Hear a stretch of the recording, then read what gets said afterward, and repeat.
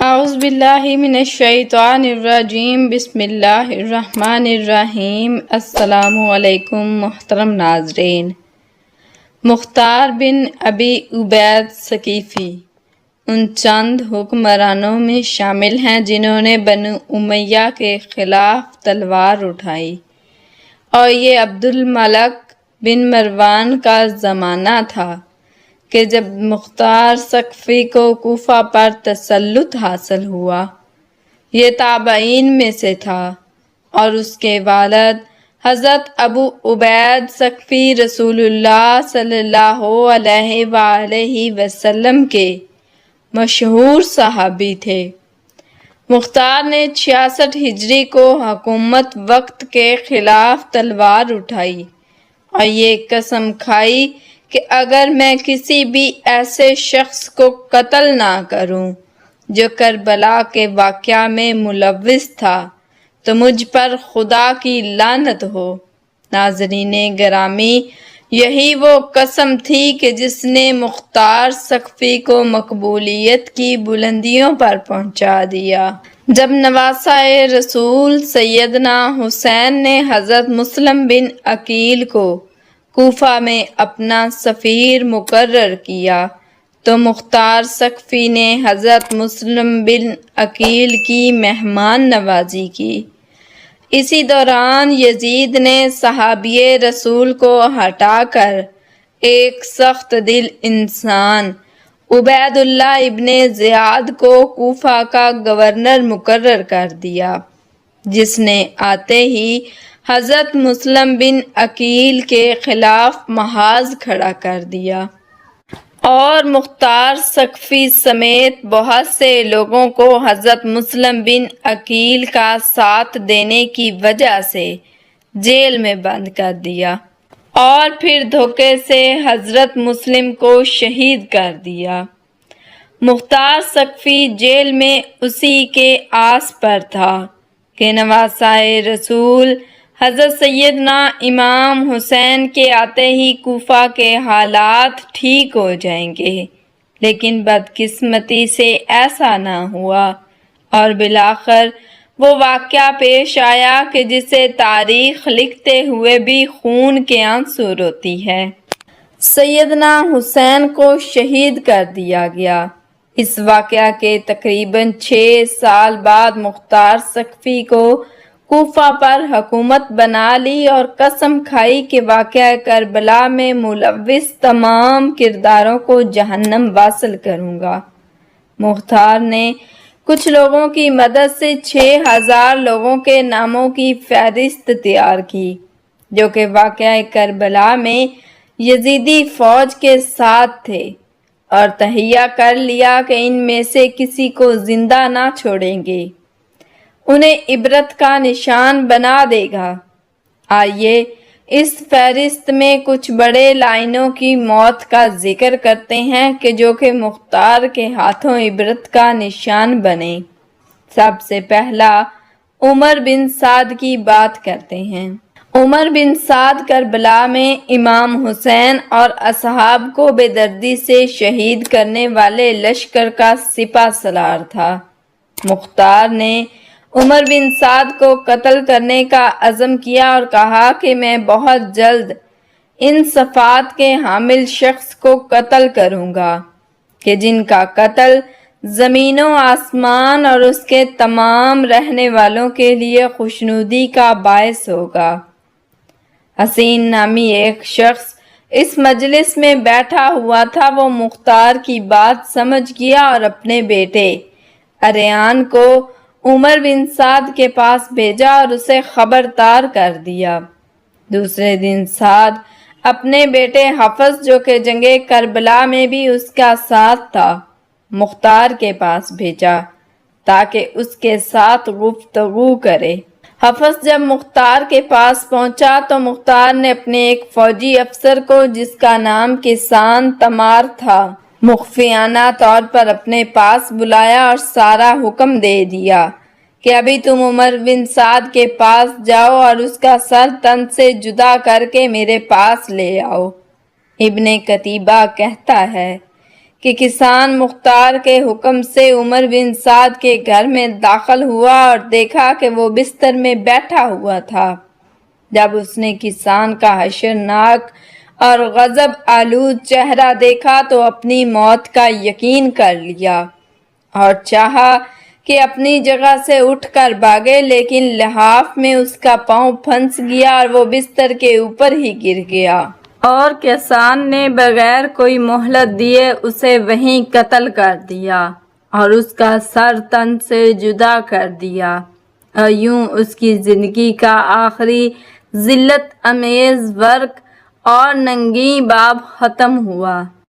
کسان جب عمر سعد کا منحوس سر لے کر مختار کے پاس آیا تو مختار نے عمر کے بیٹے حفص کو خطاب کر کے کہا، اس کٹے سر کے مالک کو جانتے ہو؟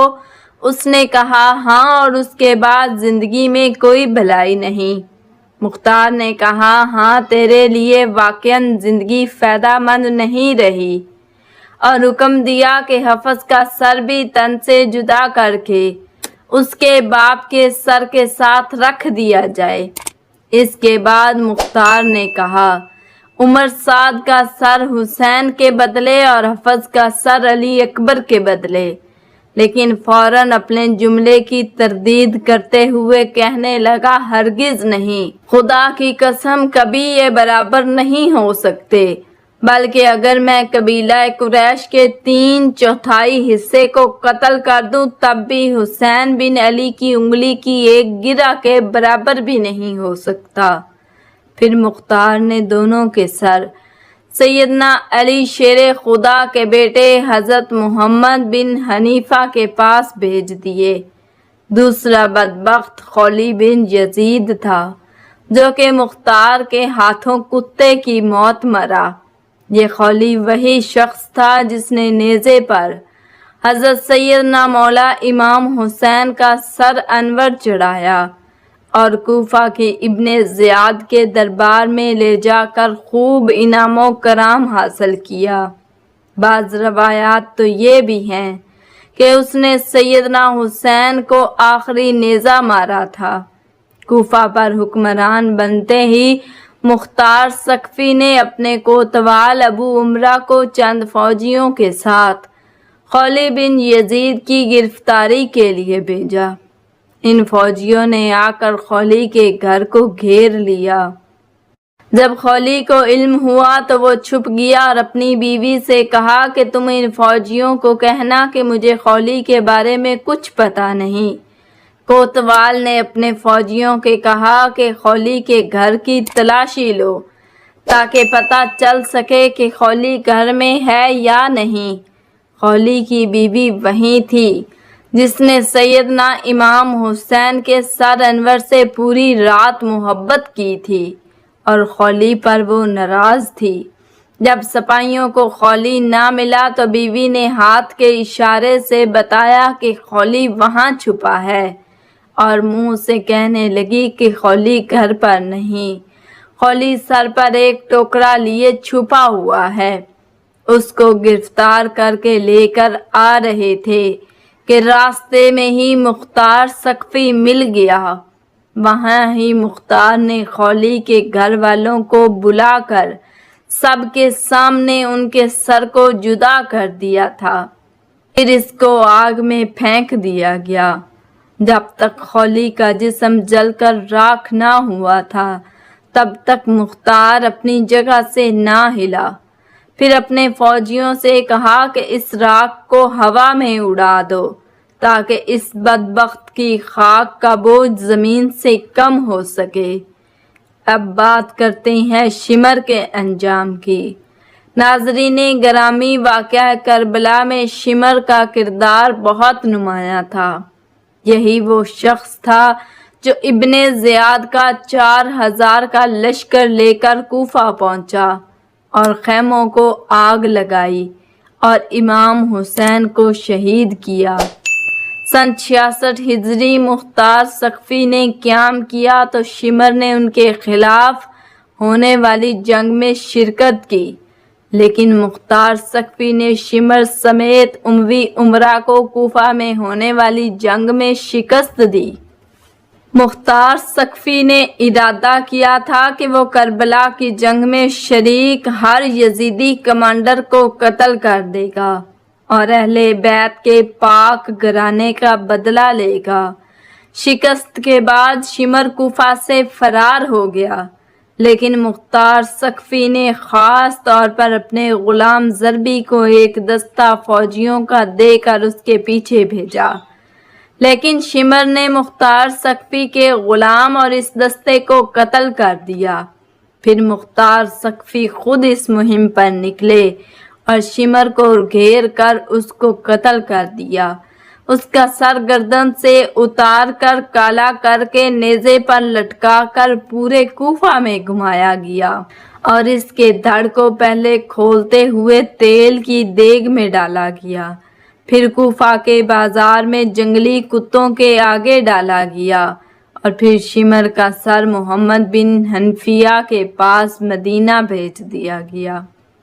ناظرین گرامی، ابن زیاد کوفہ کا گورنر تھا جس نے حضرت مسلم بن عقیل کو شہید کیا اور امام حسین کے کربلا میں اپنی فوج بھیجی۔ اسی کے حکم پر پانی بند کیا گیا اور اسی کے خط کی روشنی میں کربلا کا واقعہ وقوع پذیر ہوا۔ مروان کی حکومت میں ہی سلیمان بن سرد خزائی نے توبین قائم کیا جو کہ کوفے کے توبہ کرنے والوں پر مشتمل تھے۔ یہ نواسۂ رسول حضرت امام حسین کی شہادت کا بدلہ لینا چاہتے تھے۔ مروان نے ابن زیاد کو ہی توابین کے مقابلے کے لیے بھیجا۔ 65 قمری میں مروان کی موت واقع ہو گئی، لیکن ابن زیاد نے پیش قدمی جاری رکھی اور عین الوردہ کے مقام پر توابین کو شکست دے دی۔ اس کے بعد ابن زیاد جزیرہ کے شہروں کو تحت فرمان لانے میں مشغول ہو گیا۔ پھر اس نے مختار عاملین کے تابع موصل پر حملہ کیا۔ مختار کے طرفدار تکریت میں اکن نشینی اختیار کی اور مختار بن ثقفی کو اس حملے سے آگاہ کیا۔ مختار نے اپنی سپاہ بھیجی جس نے ابن زیاد کی بھیجی ہوئی فوج کو شکست سے دوچار کیا۔ چنانچہ مختار ثقفی کے لشکر کی کامیابی کے بعد ابن زیاد نے بدلہ لینے کے لیے ان پر حملہ کیا، جبکہ اس بار مختار ثقفی نے ابن زیاد کے مقابلے کے لیے ابراہیم بن مالک اشترا کو بھیجا۔ چنانچہ دریائے خازر کے ساحل کے نزدیک موصل سے 5 فرسخ کے فاصلے پر عراقیوں اور شامیوں کی بہت بڑی جنگ ہوئی، جس میں محرم 67 ہجری کو ابن زیاد نے شکست کھائی، جہاں پر ابن زیاد کا قتل ہوا۔ عبید اللہ ابن زیاد اور ان کے ساتھیوں کے سر تن سے جدا کر کے مختار ثقفی کے پاس بھیجے گئے، جن کو عبرت حاصل کرنے کے لیے ایک اسی مسجد میں اسی جگہ پر رکھا گیا جہاں سیدنا حسین کا سر اقدس رکھا گیا تھا۔ اب یہاں ابن زیاد کے سر کے ساتھ ایک نہایت غیر معمولی واقعہ پیش آتا ہے، جس کو سن کر آج بھی دشمنان اہل بیت کانپ اٹھتے ہیں۔ یہ واقعہ جامعہ ترمذی میں 3780 پر درج ہے۔ حضرت عمارہ بن عمیر تابعی بیان کرتے ہیں کہ جب مختار ثقفی کی فوج کی جانب سے جنگ کے بعد یزید کے عراقی گورنر عبید اللہ ابن زیاد اور اس کے ساتھیوں کے سر کاٹ کر لائے گئے تو ان سروں کو ایک قطار میں مسجد میں لوگوں کی عبرت کے لیے رکھ دیا گیا۔ حضرت عمار فرماتے ہیں کہ جب میں مسجد میں پہنچا تو لوگ کسی خوفناک شے کو دیکھ کر کہہ رہے تھے وہ آیا وہ آیا۔ اچانک میں نے دیکھا کہ ایک سانپ جو سروں کے درمیان سے گزرتا ہوا عبید اللہ ابن زیاد کے نتنوں میں گھس گیا اور تھوڑی دیر اس کے سر میں رکا، پھر منہ سے نکل کر غائب ہو گیا۔ کچھ دیر بعد دوبارہ شور برپا ہوا، وہ آیا وہ آیا۔ حضرت عمار تابعی فرماتے ہیں کہ اس طرح اس سانپ نے 2 یا 3 بار یہ عمل دہرایا۔ حکیم بن طفیل طائی نے عباس علمدار کے لباس پر قبضہ کیا تھا۔ امام حسین رضی اللہ تعالیٰ عنہ کو تیر مارے تھے۔ مختار نے اپنے سپاہیوں کو ان کی گرفتاری کے لیے بھیجا تو جب وہ اس کو پکڑ کر لا رہے تھے تو اس کے حکم کے گھر والے عدی بن حاتم کو حاتم طائی کا بیٹا تھا۔ اس کے گھر والے اس کے پاس گئے، انہوں نے کہا کہ تم مختار سے سفارش کرنے لگا۔ مختار عدی کے ساتھ بہت ہی عزت کے ساتھ پیش آیا۔ مختار نے اس کو پاس بٹھایا۔ عدی نے اپنے آنے کی وجہ بتائی تو مختار نے کہا کہ آپ محمد صلی اللہ علیہ وسلم کے نواسہ کے قاتلوں کے بارے میں سفارش کرتے ہیں۔ اس نے کہا کہ حکیم پر جھوٹا الزام ہے۔ مختار نے کہا کہ اچھا ہم اس کو چھوڑ دیں گے۔ سپاہیوں کو راستے میں ہی معلوم پڑ گیا تھا کہ عدی حکیم کی سفارش لے کر مختار کے پاس چلا گیا ہے، اس لیے سپاہیوں نے راستے میں ہی حکیم کو قتل کر ڈالا تھا۔ اس کو نشان عبرت اس طرح بنایا گیا کہ اس کو ایک کمرے میں بند کیا گیا۔ اس سے کہا کہ تم نے عباس ابن علی کے کپڑے اتارے تھے، ہم اپنی زندگی میں تیرے لباس کو اتارتے ہیں۔ سپاہیوں نے اس کو اندھا کر دیا تھا، پھر کہا تم نے حسین ابن علی کو تیر مارا تھا، ہم بھی تجھ کو تیر مارتے ہیں۔ یہ کہتے ہی انہوں نے تیر مار مار کر حکیم کو قتل کر دیا۔ کربلا میں ان لوگوں نے حضرت امام حسین رضی اللہ تعالیٰ عنہ اور ان کے ساتھیوں کے ساتھ طرح طرح کے ظلم کیے ہیں۔ جو لوگ میدان کربلا میں سیدنا امام حسین کے مقابلے میں گئے، جس نے مولا حسین یا ان کے ساتھیوں کو شہید کرنے کی جرأت کی، ان سب کو مختار ثقفی نے بہت بے دردی سے جہنم واصل کیا، اور یقیناً وہ اب بھی جہنم کا ایندھن ہی بن رہے ہوں گے۔ ایک روایت کے مطابق 6000 کوفی مختار کے ہاتھوں ذلت کے ساتھ قتل ہوئے۔ اس کے علاوہ بھی بے شمار لوگ طرح طرح کے عذاب میں مبتلا ہو گئے تھے۔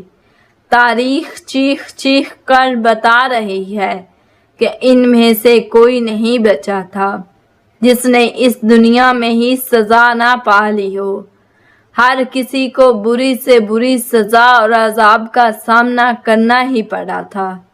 جس نے بھی واقعہ کربلا میں مظالم ڈھائے تھے، یہاں تک اس عذاب سے یزید بھی نہ بچ پایا اور بری موت مرا۔ اللہ پاک سے دعا ہے کہ وہ ہمیں رسول اللہ صلی اللہ علیہ وسلم، ان کی پاک آل سے لامحدود محبت عطا فرمائے۔ ناظرین، ویڈیو کیسی لگی؟ ویڈیو کو لائک کریں، شیئر کریں اور مزید ایسی ویڈیوز دیکھنے کے لیے ہمارے چینل کو ضرور سبسکرائب کریں اور کمنٹ سیکشن میں اللہ تعالیٰ کے 99 ناموں میں سے ایک نام ضرور ٹائپ کریں۔ جزاکم اللہ خیراً کثیرا۔